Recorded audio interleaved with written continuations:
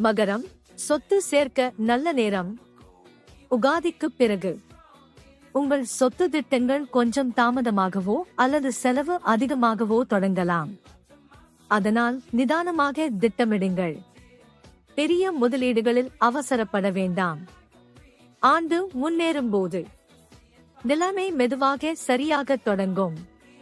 ஆண்டின் இரண்டாம் பாதி, குறிப்பாக ஜூன் பிறகு, சொத்து லாபத்திற்கும் வளர்ச்சிக்கும் நல்லதாக இருக்கும். இந்த நேரத்தில் வாங்கவும் முதலீடு செய்யவும் நல்ல வாய்ப்புகள் கிடைக்கும். ஆனால் சொத்து தொடர்பான சட்ட பிரச்சனைகள் அல்லது குடும்ப விஷயங்களில் கொஞ்சம் கவனமாக இருங்கள்.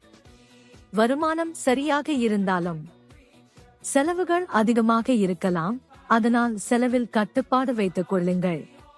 சரியான திட்டமிடலுடன் இந்த நேரத்தை நீங்கள் நல்லபடி பயன்படுத்திக் கொள்ளலாம்.